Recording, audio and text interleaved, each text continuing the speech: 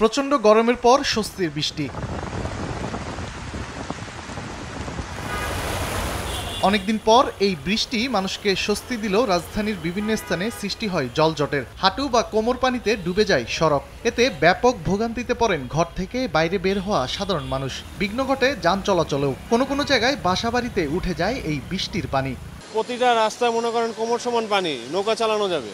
যে অবস্থা চাপছে এখানে, যে বন্যার পানি, আর যদি অবস্থা হয়ে যাবে কিছুক্ষণ পরে হয়ে যাবে। অফিসে যাওয়ার জন্য তো আসলাম, কিন্তু যে বৃষ্টি, তারপর রিক্সা ভাড়া অনেক বেশি, সবকিছু মিলে আসলে আসাটা খুব কঠিন অবস্থা হয়ে গেছে।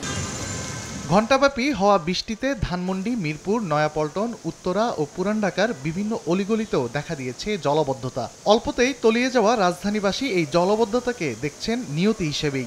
সবখানে জলাবদ্ধতা, একদম অপরিকল্পিত অব্যবস্থাপনার ফসল আমরা ভোগ করছি। নগদের কাছে সব গ্রাহকই প্রিয়, তাই তো সারা দেশে ক্যাশ আউট চার্জ সবচেয়ে কম। রিক্সাও আসতে যাচ্ছে না, ভাড়া বেশি নিচ্ছে, এর জন্য আর কি আর হেঁটে হেঁটে যাচ্ছে। সমাধানের চিন্তা করে যদি দেখা হয় তাহলে অবশ্যই ঠিক হয়ে যাবে। আর যদি এগুলো যদি ঠিক না করে যদি এরকমই রেখে দেওয়া হয় তাহলে এগুলো এরকমই চলতে থাকবে।